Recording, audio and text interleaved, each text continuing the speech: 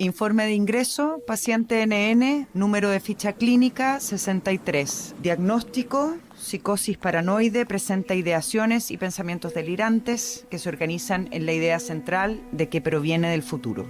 Lo que acabamos de escuchar es el tráiler de la primera temporada de una serie podcast creada por nuestro invitado, Julio Rojas. Julio, felicitaciones por este trabajo y bienvenido a Contrarreloj. Muchas gracias por invitarme a tu programa. Gracias. Julio, arranquemos desde el origen de la idea para Caso 63. Todo parecería que surge, por supuesto, de la situación que estábamos viviendo en pleno 2020, pero hasta donde yo sé, usted no se dedicaba a este tema, usted tenía una profesión totalmente diferente. Claro, bueno, nació en un momento muy vulnerable para todos, que fue el inicio de la pandemia. Era un momento donde, tú lo recuerdas, no sabíamos qué venía, el futuro era totalmente incierto. Bueno, sigue siendo incierto, pero en ese momento era extremo. Y en ese momento quise escribir algo sobre eso, sobre la sensación de que la posibilidad de que alguien venga del futuro y nos dé algunas pistas y no sepamos si está mintiendo o no está mintiendo. Y esa fue el origen en un mundo que estaba como totalmente distópico, alterado. Habían animales en las calles, estábamos todos confinados. Y también recordé que una vez en un servicio de urgencia donde yo trabajaba en mi profesión anterior, llegó una persona con un delirio que decía que venía el fin del mundo. Llegó 12 años antes, y pensé, si él hubiera llegado en este momento, claro, yo lo hubiera creído completamente, pero llegó tarde. Y ahí pensé en el tema de los viajeros en el tiempo. Julio, yo creo que es muy importante hablar para esta audioserie Caso 63 de las voces de este podcast, de Néstor Cantillana, de Antonia Seger. Es un trabajo impresionante y la capacidad actoral de este par de artistas a mí me llevó mentalmente a muchos escenarios y momentos. ¿Cómo fue la selección de las voces y el casting para la serie? Bueno, Emisor Estudios, que fue la casa productora junto con Spotify, fue a hacer un casting de voces, pero antes de hacer el casting de voces me preguntaron, ¿te gustaría trabajar con Antonia Segers y Néstor Cantillana? Y son unos maravillosos actores y inmediatamente les dije, no, vamos con ellos. Ellos son perfectamente el perfil de la doctora que es un poco escéptica y él que es enigmático, que en el fondo, y tú lo tienes que haber notado, es un poco la dinámica de Mulder y Scully de Archivos Secretos X, donde hay un viaje de ruptura de la realidad, pero que parte de alguien, también médico, escéptica, que es Scully, hacia Mulder, claro. ¿Tiene miedo, doctora? ¿Qué cree usted?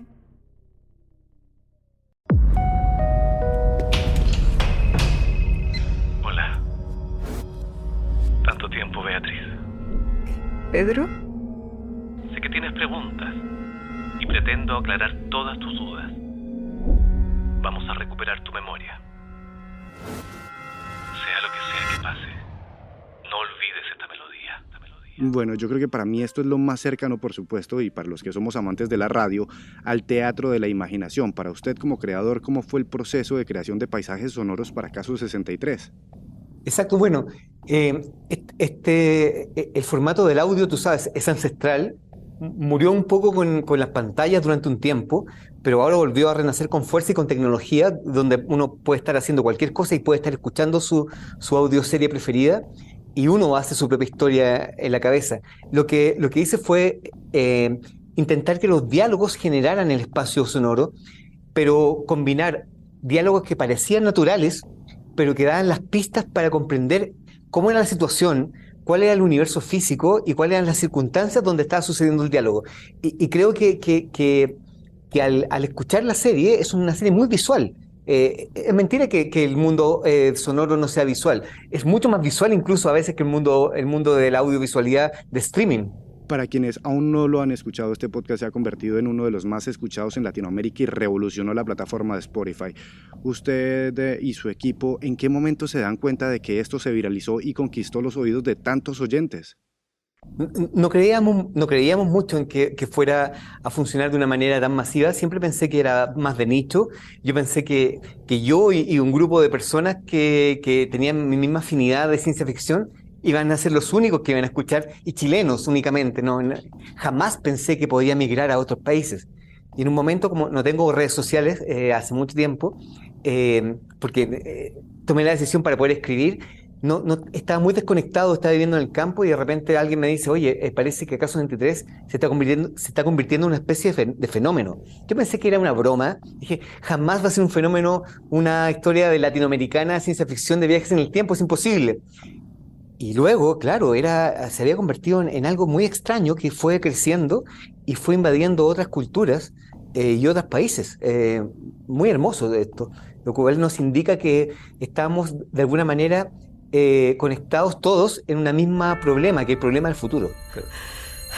Primera sesión, hora 10:30, 25 de noviembre del 2012. ¿Este 2012 es el 2012? Para el registro, paciente con delirio y alteración de personalidad advierte ser una viajera en el tiempo que viene del año 2022. Recuerdo ese número. Caso 63. Yo lo atendí. El caso 63. Es usted. Voy a estar bien, Pedro. ¿Saben cómo se llama? El nuevo virus. Que evitar Pegaso. ¿Y si hay otra solución que tú no estás viendo? ¿Pruebas? ¿Cómo puede tener pruebas de algo tan improbable? Romper el mecanismo. ¿Qué significa eso realmente? Julio, otro de los puntos más importantes de este podcast tiene que ver con un elemento precisamente del paisaje sonoro y es la música. Este podcast tiene la capacidad de ponerle a uno la piel de gallina, los pelos de punta, el suspenso, en fin. Julio, ¿quién hizo la música para este podcast? Mowat es un gran músico chileno y él comprendió lo que estás diciendo exactamente, la combinación extraña entre ciencia ficción, anticipación, pero también suspenso, y hay algo un poco tribal e hipnótico en esa música, donde el relato te captura y te lleva a un nivel de conciencia un poquito alterada. Es muy especial eso. Julio, yo creo que cualquier amante de la cultura popular se daría cuenta de la cantidad de referencias que hay en este podcast a distintas películas de ciencia ficción. A mí se me ocurre en este momento 12 monos, Volver al futuro, Los archivos secretos X. ¿Se me escapa alguna? No, definitivamente las grandes referencias fueron 12 monos, la Yeté, que es la anterior a 12 monos, Hombre mirando al sudeste. Bueno, hay varias películas sobre la tensión entre un paciente y una psiquiatra que dice de venir o del futuro o también de otro planeta, y hay que creer o no creer.